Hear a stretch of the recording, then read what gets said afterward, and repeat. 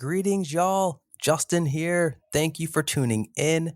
I just need to highlight a content warning ahead of today's episode, as this episode does contain some adult language. Listener discretion is advised. You cannot please everyone because no matter what you do, there's always gonna be someone there talking shit, no matter what. So you might as well just fucking do it. Don't be a fucking bitch and just fucking do it. I sound like fucking Gary Vee right now.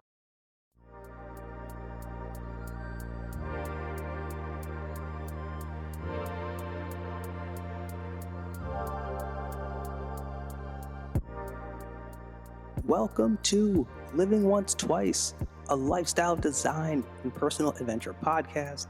My name is Justin. Come with me as I'm here to help you chart your course for creating the fulfilling life you desire. Join me as every Wednesday we'll dive into the inspiring guest stories, remarkable science, and useful strategies to help you create the momentum you need to take action towards designing your dream life. Remember, your dream life is waiting for you. It's time to go for it. You deserve it.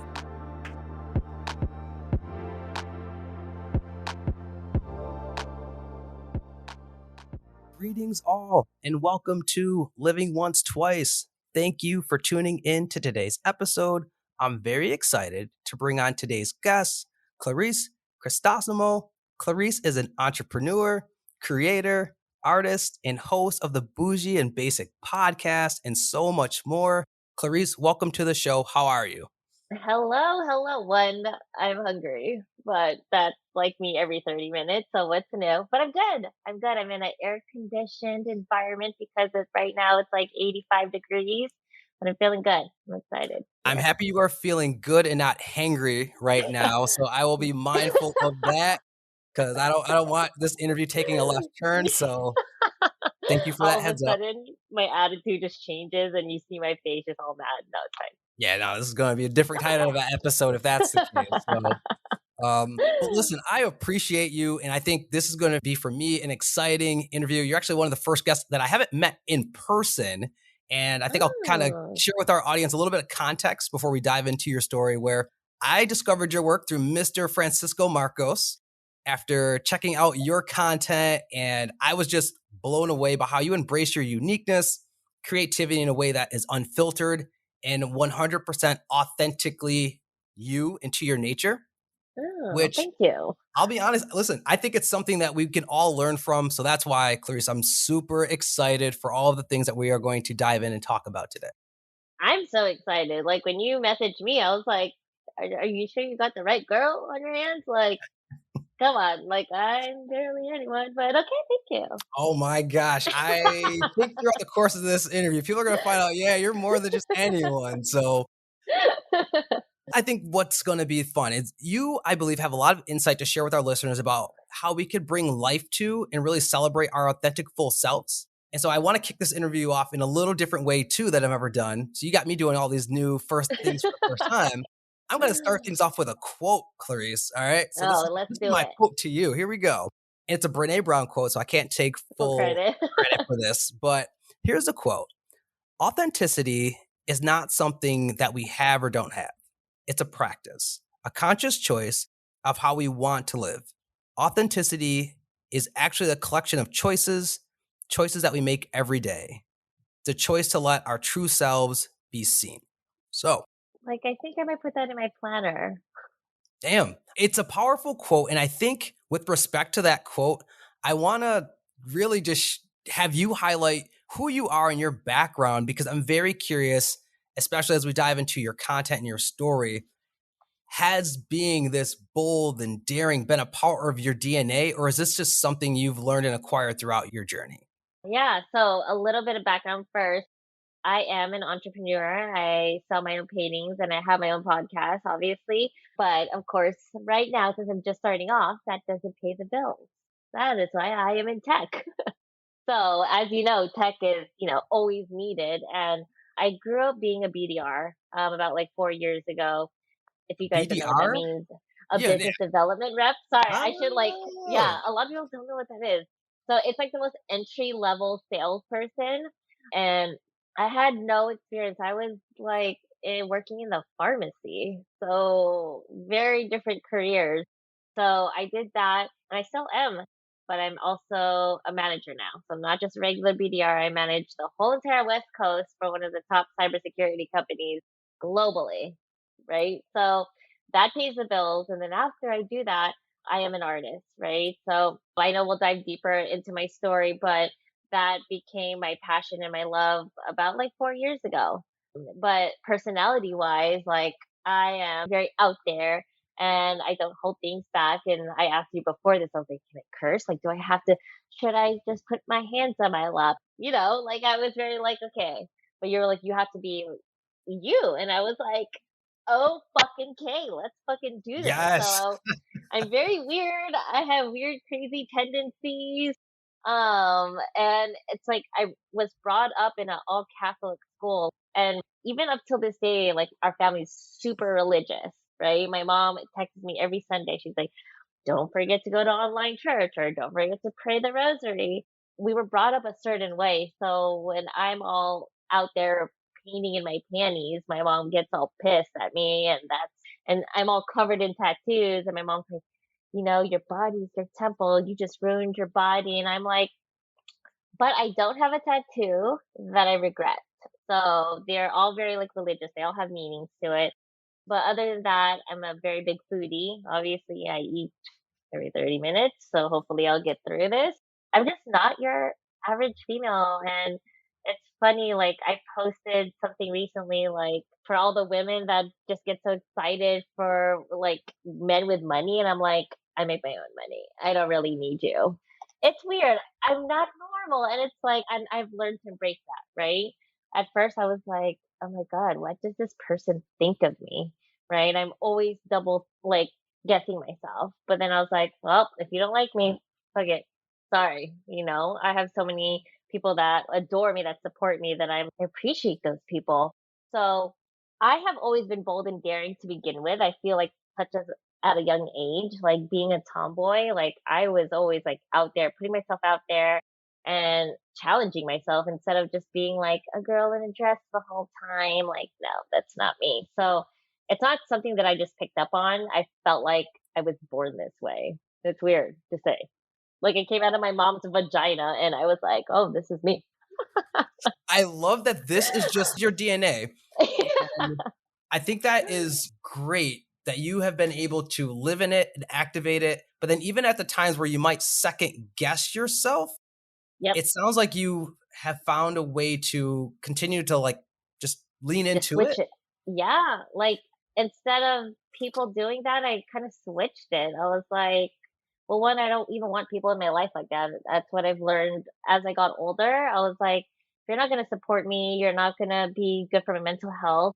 Like, if I don't benefit from you, then, and you've been in my life for a long time, then maybe we shouldn't be in the same circle. Interesting to talk about that aspect because we do live in a society that wants you to conform, that wants to put you in a box. Or, Yep. for example, for many people, when you transition into the real world, quote unquote, you have to tame yourself or dim your own Yep. light. So, Yeah. were there times in your journey, whether it was your transition into the real world, so be it, or as you've just gone through your professional career, that you encountered instances where you had to dim yourself? And then what were the things that you would say to yourself that help you to stay authentic to yourself, whether Yeah. it was affirmations or you just had a checklist of like, listen, this is not true to my being. Just curious about that. That actually happens in tech a lot. Like, there's not really, like, especially in my company, especially being an Asian, plus you're a female, you don't get respected a lot. At the end of the day, women, and they don't get paid as much as men do. That's just the bottom line. But I felt like I wasn't going to let that happen to me, like I wasn't going to bow down to anyone that talked down to me. So what I did was I became one of the top sellers in my territory, not only in my territory, but in the whole entire like West Coast. And then when one quarter I was like one of the top sellers like on in all of North America. And so I didn't have to say anything back to them, but my work itself was like, oh wow, she's like not your average female. Like she can actually be good at her job. Like one time I've had a prospect talked to me and was like, "Can I talk to a male like salesperson?" And I was like, "Why? They're gonna tell you the exact same thing and maybe even not be as good as what I'm gonna try to offer you." And he just specifically wanted a male salesperson, and I was like, "Okay, whatever." And then he ended up not going with them, and I was like, I could have given you what you wanted, you know. After so many years of learning how to sell, I find ways on how to do it and not on a normal basis, right? So I think just showing the fact that I worked hard for where I am now that I'm a manager, that just shows everything. Because a lot of women would just, like, take the back seat, and I'm like, back seat sucks. Mm. So, Imma be the driver." I love this. So let's talk about that aspect of, like, I guess, owning your confidence, because, and you talk about even owning this opportunity in the pandemic, but like owning your confidence in a career aspect of being authentically yourself. So what would your advice be to someone out there who maybe they're in a male dominated field and they Yeah, feel that pressure that they have to conform or like, from the past, like Mhm. that's not like, I feel like in order to change the future, you need to change things now. The time is, like, now, and that's when we need to educate people on, like, not only equality, but just, like, respecting each other. Like, we are human beings, male or female, we just need to be able to respect each other in that sense, and honestly, if you don't do anything, then history is gonna repeat itself, and it's like, that's if you don't want it to happen, you should just, like, do something about it. Mm. Easier said than done, honestly, but Very true. Well, easier said than done. So, are there affirmations that you say to yourself? Are there things that you read? Because you do talk about prepping your mentality, I listening to do. content, because I'm sure after a while, you could be as strong minded as you want, but some of that stuff probably wears at you, especially once again, if you're going into Yeah. it on a daily basis. So, what fuels your fire to continue to just live authentically you and, yeah, keep pushing that who you are going forward and not conforming? These are things that I literally say in my head and this goes with work, this goes with life, this goes with working out. It's like, God, this is really embarrassing. Like, don't be a fucking bitch.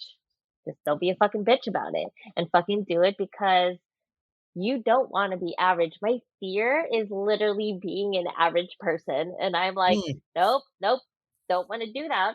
And I listened to something recently. It was like some pastor. He was like, nobody talks about normal people. If you think about it, they only talk about high achievers. They only talk about people that have done things out of the ordinary. So all I say is like, don't be normal. You don't want to go down the pathway. But there are people that are happy like that. If they're living a life and they're okay with it, that is totally fine.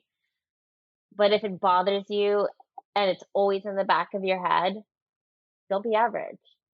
mm. And that's where I want to go, Clarice, next, because you are not living an average life. You are doing extraordinary things. And viewers of this show, many of them in a position where, okay, I've gone this route, maybe this textbook route of Yeah. graduating from college, I got my degree, I'm going into the field, but that is not resonating with me. That is not speaking to my heart and my soul. And I know that Yeah. there's more out there for me.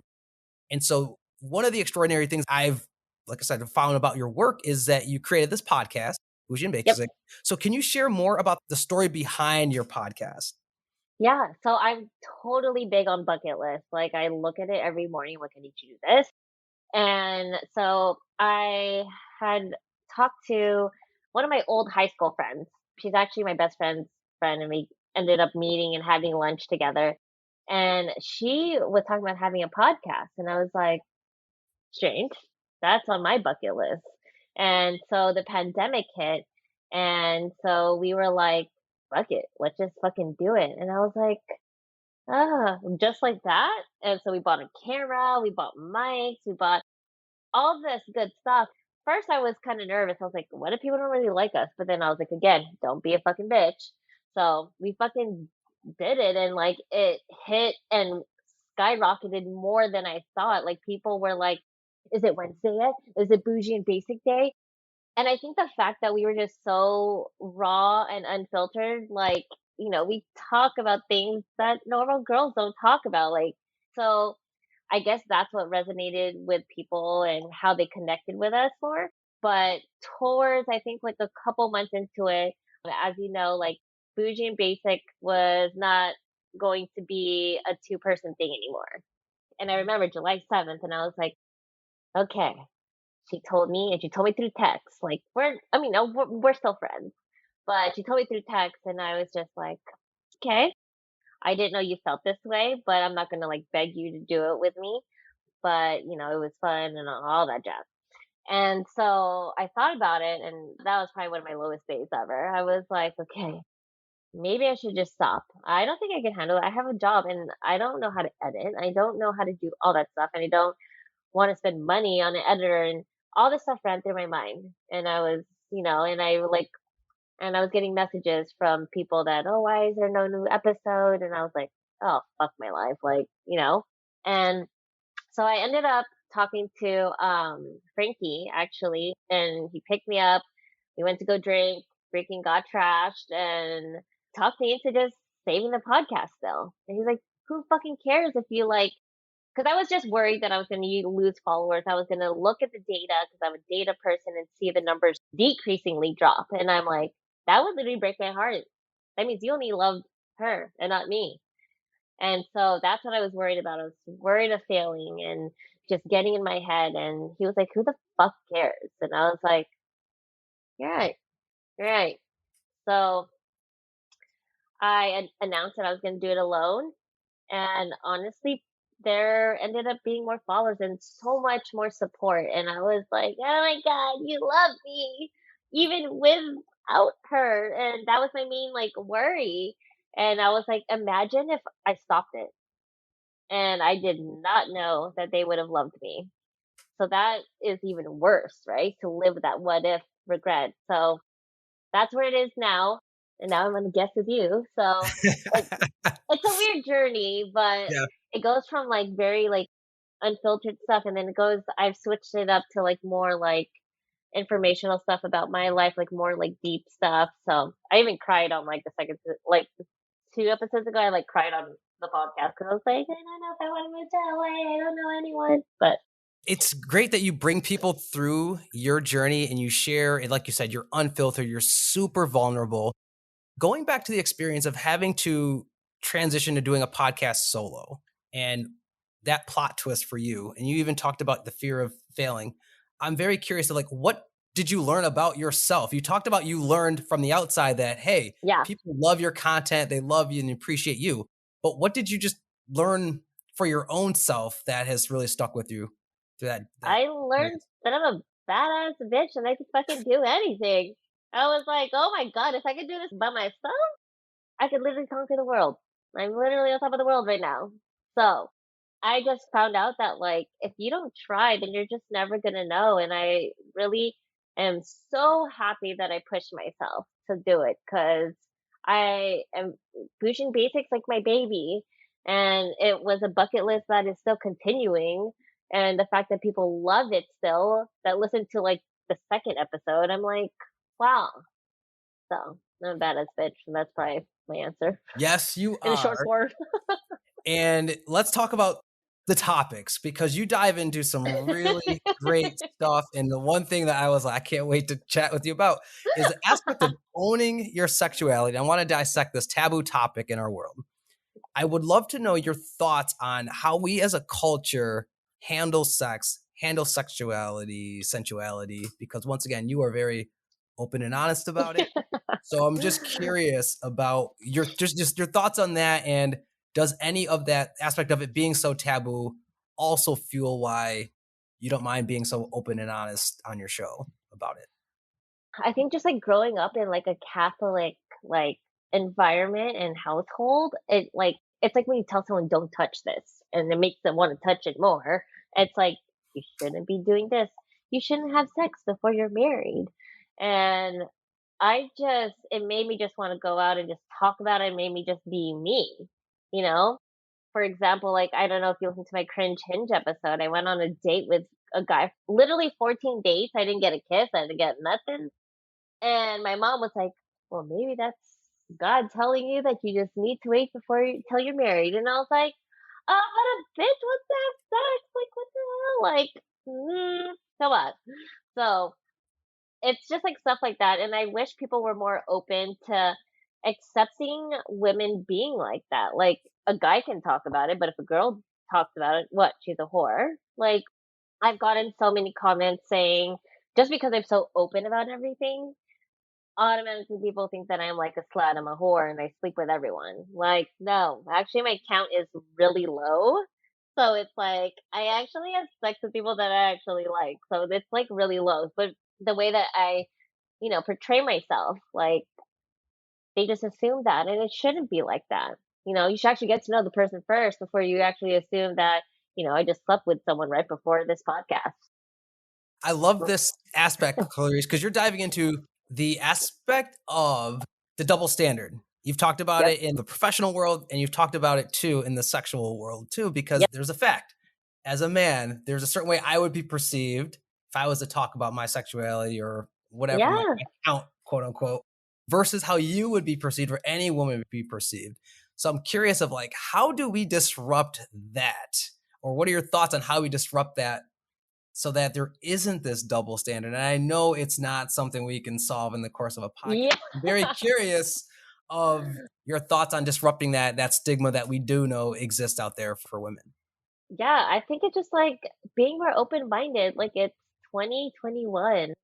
Just because a guy says he slept with a girl and like is so excited that his number is increasing, like a girl should be able to do that too. Maybe she's just a sexual person. That's totally fine. Like we're all human. We just have different human parts, right? So why can't we be treated equally? So I think just like being open-minded, and again, like if you want something to stop now, you need to change and take action now so you can shape the future. Yeah. I'm with you there. I'm with you there. I also think we need more like education of this stuff at an earlier age. Oh That is yeah. not so taboo, and No. it's just something that we could be more open about, because I always think to myself, we all got here. 99% of us got here because two people had sexual intercourse. So why are we just acting Yeah, so weird and odd I about know. pleasure and these type of conversations? It boggles my Yeah, mind. same. And you would think otherwise by now, but it's like a guy will get props for sleeping with women, but a girl would be like, "Oh my God, you're such a whore. Get a plan B." Whatever. Hmm. And you were talking about sometimes you get comments. You get comments, quote unquote, haters, people Ugh. probably sending you certain messages and things of that nature. So, because in being open, there is that, I guess, risk, or that just comes with the territory. Oh So, how have yeah. you managed and handled the trolls, the haters, the negative comments that Yeah. may come your way? Okay, so let's break it down. The creeps. The creeps are just it's honestly nonstop, and that's something I can't control. Like I post that I painted my panties and I talk about sugar daddies and everything. So of course men are gonna say some stuff. And it's honestly like, not gonna lie, it's like 30 comments a day of either just like disgusting stuff or and sometimes they won't even DM it. They'll put it in my comments and I'm like, okay, my mom is gonna see this, so we're just gonna delete that. So that's what I do for the creepers. But for trolls and haters, I'm like, there was one instant where it really got me. Usually I'm a pretty strong person. Like I'm a 4'11" girl, but I'm like very tough and strong. But I think this is the one mistake. I had notifications on my Instagram and my TikTok on. So every single time a like or a comment went off, I got alerted on my phone. And they were saying like, she's only using her ass for like attention, like she's a slut, like how much is it to get you for like one night? Or just basically body shaming me. They were like, Mm, wow, she needs to do more squats. I'm like, bitch, I lift like 5 times a week. Relax. So no. And I sometimes I'll dig into their profiles, and that actually put me in a really dark place. And I was like, it was at least 50 comments within like 30 minutes, like all negative. And I was like, oh my God, this is really, and I just kept reading it and reading it and reading it. And I was like in the oh, you corner were of going my down the room. rabbit hole. I was way down there. And I was like, okay, maybe cried for like 2 seconds. And I logged out of all my social media and took like 2 or 3 days off. And that was the peak when I was going viral and everything. So I was like, is it worth risking it? But I was like, they're like literally getting in my head. Okay, not literally, but they were getting in my head so much that I was crying in the corner of my room. So I was like, okay, turn it off for 3 days. Did that. I did lose traction because, once you go viral, you should continue to post and all that stuff to increase your numbers. And I stopped that. But I felt better. I felt so much better when I logged back on. I did probably lose some, followers, but whatever. I don't care. I know I felt like very refreshed and like clear in the mind. And I'm sorry you had to go through that experience of being judged Yeah. and once again, the emotional aspect of it. And you talked too about that being a viral piece. So can we kind of get the backstory on it because it had to do with your artwork, correct? Yeah. Okay. Yeah. Okay. So yeah, can you talk about the artwork aspect of that viral What? experience? Yeah. Yeah, what led up to that and your journey? We could talk a little bit more too about your journey into painting. Yeah. So I think for more context for the listeners, there's a lot of artists on there. Like when you guys think of artists, like painters, they're just regularly painting something, but I kind of put a twist on it and I painted my panties. I have a shirt on. Like I usually have an oversized shirt and just with my panties on and with cool socks. Like that's just like my thing. And the reason why I do that, it's so annoying how, like, everyone just says it's for attention. It's like when I paint, I wanna feel comfortable, and this is honestly what I wear, like, when I'm painting. So, it's just more of a reality thing, right? But people always switch that around, like, "Yeah, no, she's just showing her ass." So, I do, like, a time-lapse video of me painting my panties, and I show the artwork, and one of them, I think it was the Medusa one, that one, I posted it and it went viral like 2 months later. I don't know how the algorithm works, but it was just like I think it reached like 800,000 views. And I was like, "Wow, this is really going to be something big." So I kept doing it over and over and with all my paintings and a lot of them went viral. Like I want to say like at least like 10 out of like the 20. Wow. Actually, no, maybe more. And Yeah. you've talked about too the journey into even getting into painting. You didn't just leap into it, right? You were a little bit hesitant about doing it in the first place. Well, 4 years ago, I was like going through like a breakup. So we could probably thank him for this too. And also I was like I had like a cancer scare and I was working 2 jobs and I was going to school and then I didn't have enough money to go to winter classes. The winter classes are like $1,500 for one class and I couldn't come up with that money right away. So I had a whole month off. And for me, when I get into something, it's really weird. I get like so obsessed with it that it's like tunnel vision. I don't really talk to anyone else. I don't think about anyone else. And I learned how to paint through YouTube. Like Wow. literally, I stayed up and there were days I didn't even sleep and I lived with my mom at the time, and she'd be like, "Isn't it time for you to go to work?" And I was like, "Oh fuck, what time is it? Like, what time is it?" And I was like, "Oh fuck, now I gotta go to work." And then I have to like actually do a 9 to 5, and I would come back and take like a quick cat nap and go back to it. And there were days where I just like on the weekends where I just painted for more than 24 hours and just kept going and just pumping out and until I actually got it. Wow. So you self-taught yourself how to paint, Yeah. which is boss. That is incredibly boss. And then it's just taken off like that. And going back to just you authentically being you, you being comfortable in what you are doing. And once again, I know there was judgment that came with that. Yeah, yeah, So I'm curious of what your advice would be then to listeners out there who are frozen by this fear. They're like, yo, that is so amazing and impressive what you did. You're just being yourself, yeah, you're doing your thing, you're painting, and just in being authentically you, yeah, it opened up all these doors and you got this what you weren't even expecting in terms of this audience and this following and it's led to some opportunities for you. So what's your advice to listeners who say who are frozen by fear and worry of putting themselves out there but are worried about the judgment that's going to come, the perspective that people might have of them if they come across them putting themselves out there? Like what would you share with them as advice? I would say you cannot please everyone because no matter what you do, there's always gonna be someone there talking shit, no matter what. So you might as well just fucking do it. don't be a fucking bitch and just fucking do it. I feel like fucking Gary Vee right now, like, just oh my god. Wait, go back to this. What does that mean to you? Like, unpack what that means. Don't be a Don't be a B bitch. word. I mean, it's just like, just fucking be yourself, and who cares what anyone thinks? Someone can say you look like the sun. Someone can say you look like, yeah, I don't know, whatever. You gained like 20 pounds. Who the fuck cares? There's gonna be Mm, that one person that says, "Wow, that's actually some good shit," and maybe that motivated them to do something, and then it's gonna be like a rinse repeat cycle. So, it's just like it's so hard, like, I know because I was in that space. I was like, "Oh my god, I don't want anyone to see my paintings," and, like, you can ask Frankie, like, I had all these paintings in my small apartment, and he's like, "Why don't you sell these?" And I was like, because no one wants to buy these, and I don't wanna show the world all my stuff," and he was like, "What the fuck is your problem?" I look like a psychopath, like, just hoarding hella paintings, and he's like, "Just don't be a fucking bitch, and who fucking cares what anyone fucking thinks?" I was like, "Yeah, easy for you to say," like, And so he mhm, did play a huge role into me selling my stuff because I think without that push, that literally, and it wasn't even like, "Oh, you had good artwork, you should do it." It's more like, "Fucking do it." Like, I feel like I needed that extra push, like, not even the sweet, caring stuff. I needed just, it's like you just kick them out.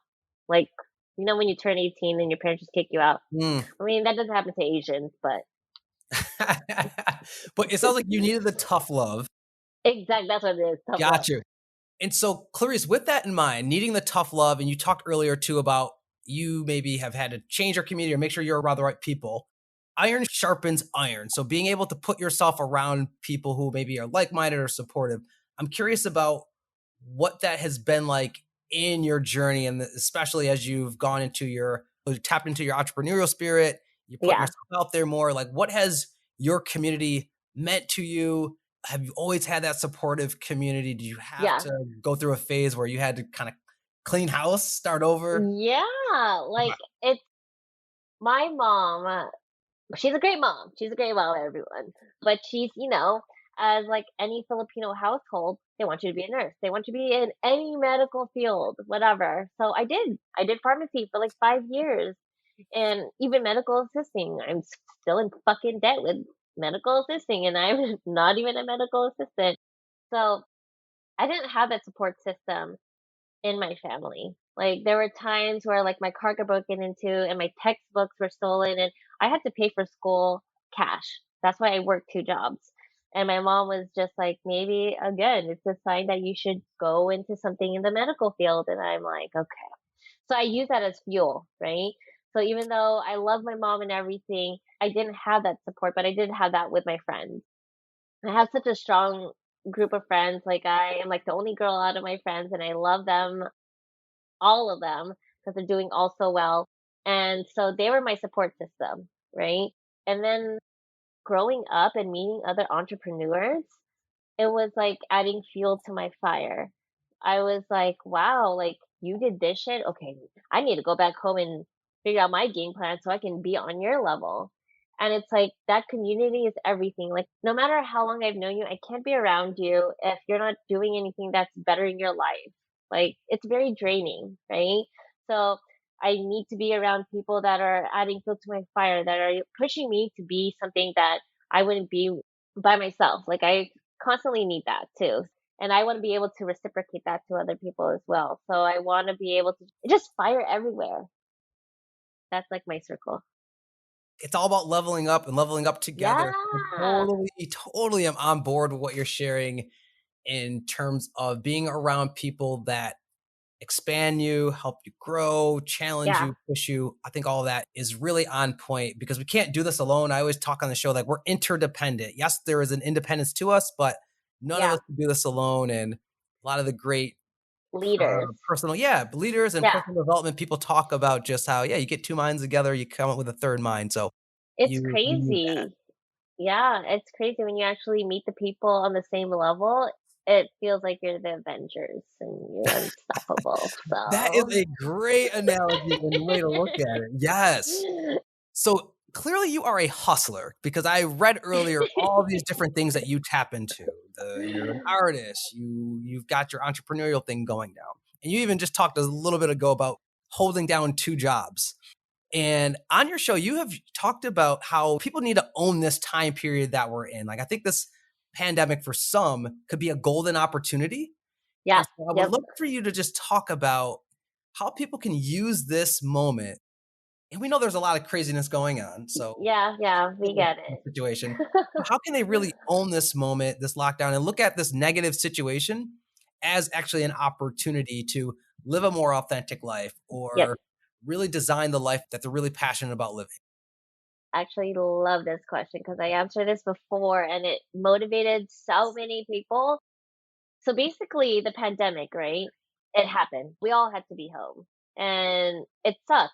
It did suck. I know it sucked for me because I was living alone and I couldn't really see anyone. And you know, again, like I just mentioned, I get all my fuel from other people that are doing the same thing. So it was very hard for me. I get it. It was a very tough time, but at the end of the day, there's always people like me that say, I want more time. 24 hours is not enough, especially for someone that hustles most of the time.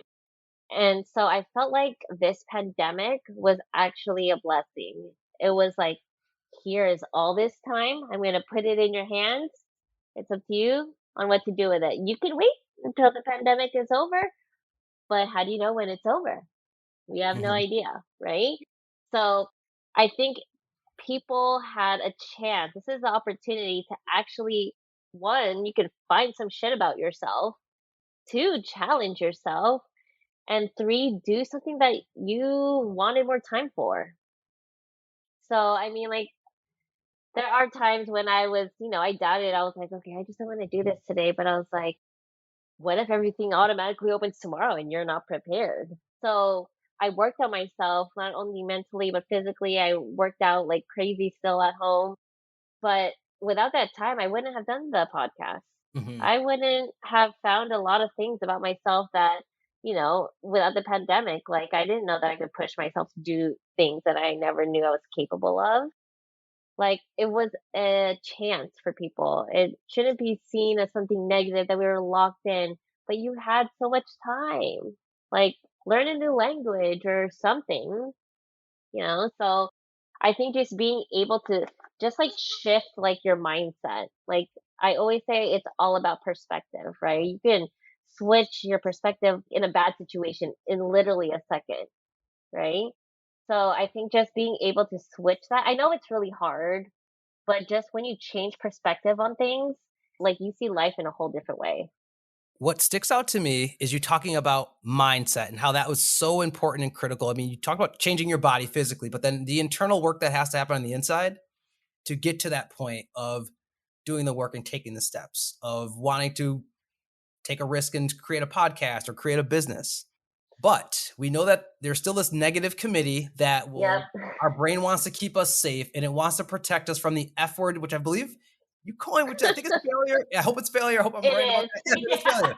So yes, but Clarice, so what would you say to people out there like, okay, I want to use this moment in this period of time as an opportunity to start a business, to live a more authentic life, but I'm worried about the failure aspect of it.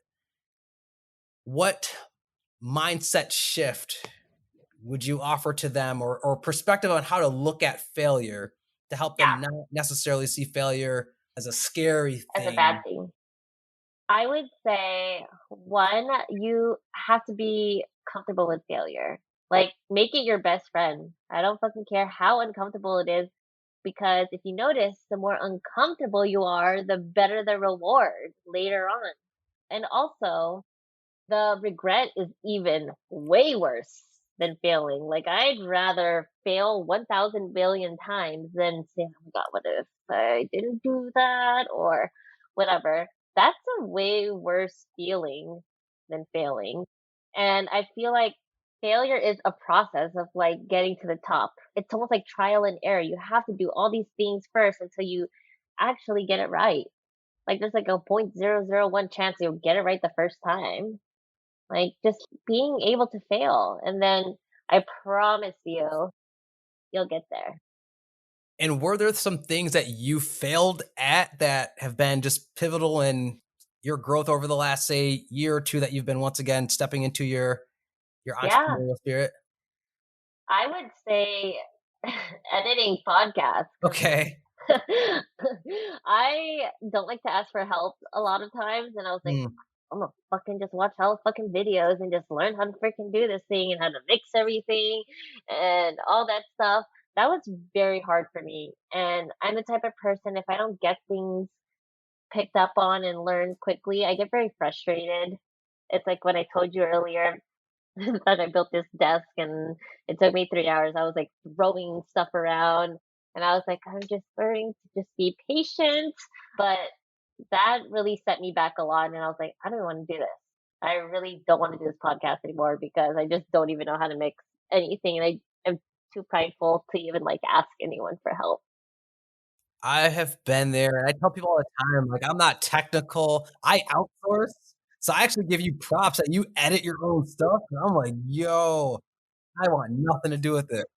So that is impressive. So props and kudos to you. Once again, I'm learning more boss things about you as we go along this journey. All right. So before we wrap up and get into our each one teach one, there is something that I do want to ask you about, and that's the impact of therapy. Because one of the things we have conversations about on this show is mental health, mental wellness.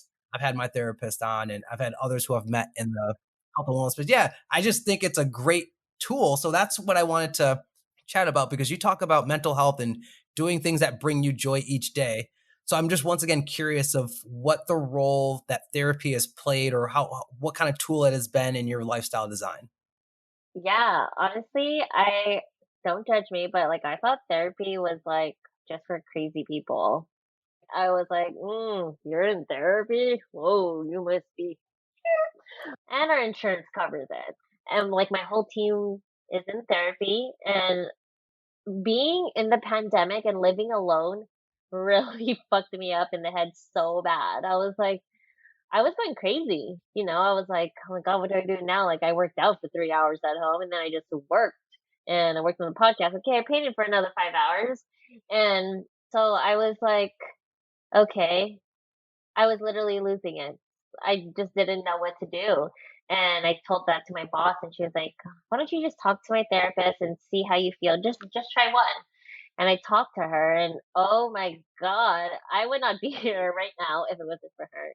Like she has been there since the pandemic and up till now. And sometimes when I have meltdowns, I'll text her and she'll calm me down. Or sometimes when I'm like, I don't feel like talking today. And she's like, nope, we are going to talk about your feelings today because you need to. Because I'm the type of person that when something's wrong, I kind of just want to like shut everyone out. I don't know how to talk about my feelings, so talking about with a stranger really was like, this is fucking weird. And now I'm like, oh my God, I had a meltdown. Please answer your phone. But it's super important because it's like there's so much shit that goes on in the world. And there's just so much like toxicity and negative things. And I feel like you have to see a therapist or you have to seek something that's good for your mental health or else you're going to lose it. Like, even just like getting out of this pandemic, it just kind of freaks me out. And like, I don't understand how someone would not seek a therapist now. And it's weird because I thought it was like for like weirdos, but it's not. It should It be for everyone.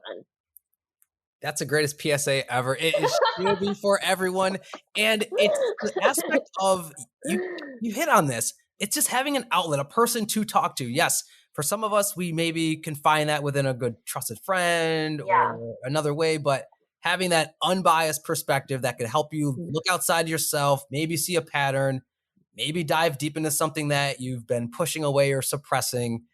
There's just something powerful that I, in my recent journey of doing it, maybe the last 3 or 4 years, have found of like, wow, See? I'm doing it for life. I'm signed up for Yeah, life.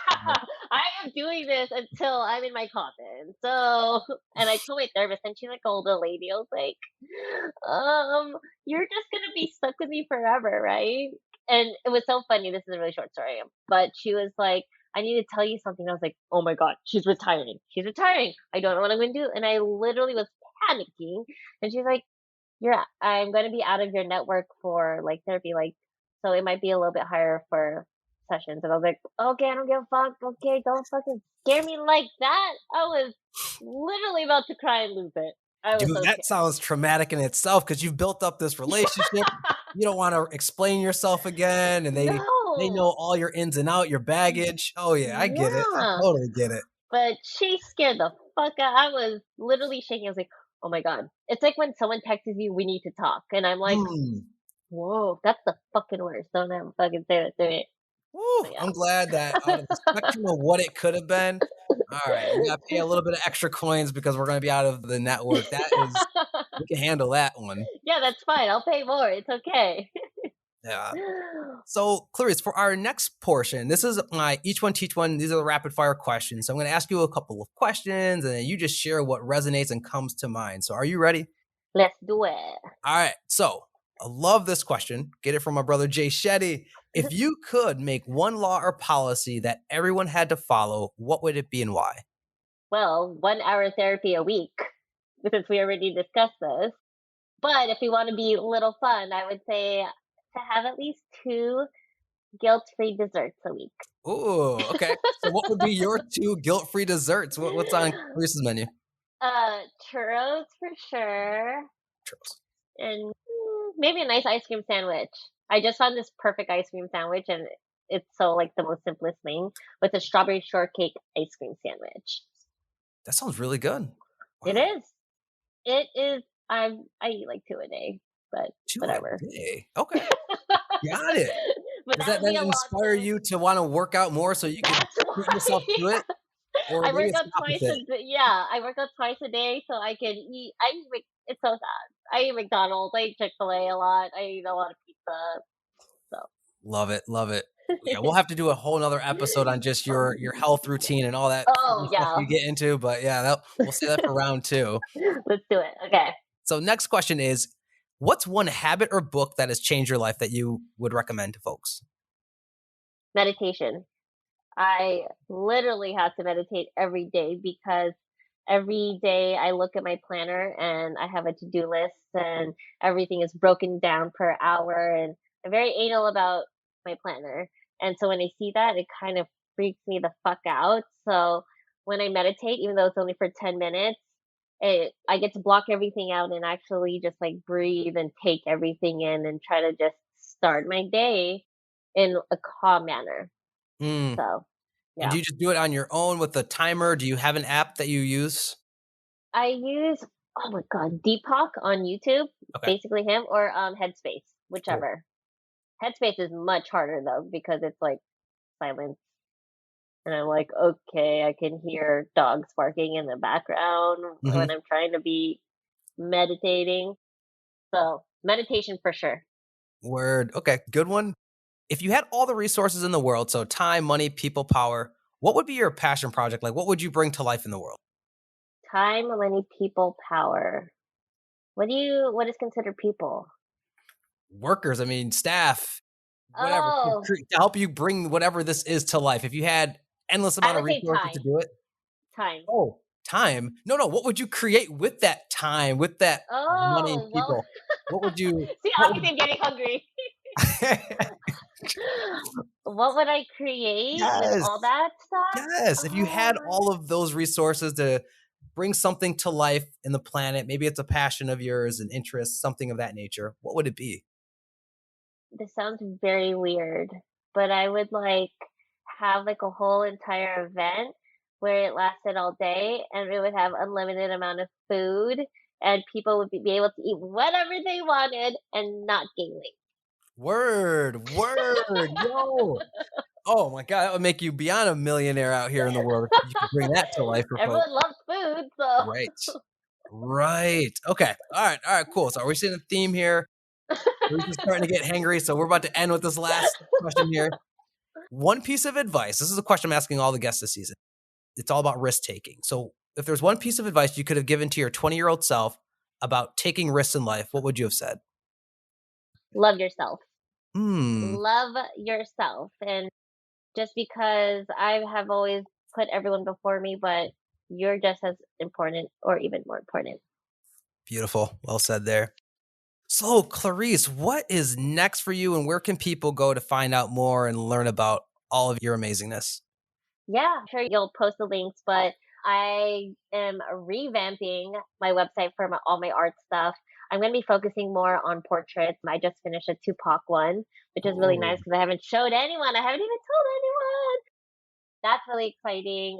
I am going to be putting more on my Boujee Basic podcast.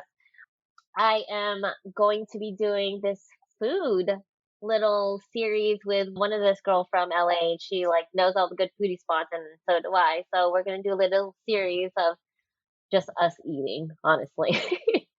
So that and just conquering the fucking world. Duh. that is right. And you're doing it and being authentically you. This food thing sounds really dope and fascinating. So I'm I excited can for you. yeah, I can eat 54 wings in 60 minutes. I don't know What? what other girl would be able to do that, throw it down, but that's me. I can do that. Got it. Jeez. Okay. Is that a requirement in your universe? Like, yeah, whoever's in once again in your friendship circle, etc. You got to be down to eat. If you're not about that food Oh, life, that's why me and my best friend, we get a fucking long. Like, she literally, hands down, shout out to I love you. She doesn't even look at the menu. She uh, knows. She 100% trusts me with what I pick. Like, people pay me to see my Yelp bookmark and make a whole itinerary when they go out of town. I'm like, fucking crazy. props to you. Props to you. I'm just happy for all this good vibes, energy, karma that is coming your way, Clarice. It's Yeah. well appreciated for you. And once again, I know you put out good energy in the world. So, folks, I'm going to wrap this up by saying this. You're only getting a taste of what with Miss Crisostomo. Did I say it Yes, correctly? see, Yes, girl. Crisostomo is about when it comes to living true to yourself, authentic to your nature. So celebrate who you are, embrace your uniqueness, and really continue to define your values and fall in love with the perfectly imperfect being that you are. Because as Edwin Elliott said, by being yourself, you put out something beautiful in the world that wasn't there before. And listen, Clarice has talked about it throughout the course of this interview that yes, it does require you to get outside your comfort zone when it comes to being your authentic self. So be prepared for that uncomfortableness. However, living in your truth, facing that fear and doing it anyways, that is what living true and being authentic is all about. And by doing so, as Clarice has shown with her story, it also gives power and inspiration to others to live in their full authentic self too. So Clarice, I Yes. appreciate you for being who you are, the human being that you are, helping us once again to live true to our nature and to what's real at our core in itself is special. So I once again just appreciate you taking the time to join us and talk to us today. Of course. This is so exciting. I hope I at least motivated one person on this thing, but that's Yeah, all of even if me. that one person is just me, once again, but I think it's more than that because yeah, I agree. You are paving the way and you're showing us how it's done and continue to keep doing that and just, sharing your light with the world. Yeah, let's all do this. Just don't be a bitch about it, guys. Let's do it. Well said. So, folks, that is it for today's show. I'd like to thank you for your presence and tuning in today. If you enjoyed this episode, please show your support by sharing the Living Once Twice podcast on Instagram, LinkedIn, or wherever, and leaving us a review on iTunes. Reaching out to you all through the time and the space that separates us to say, remember, your dream life is waiting for you. Go for it. You deserve it. Catch you later on Living Once Twice.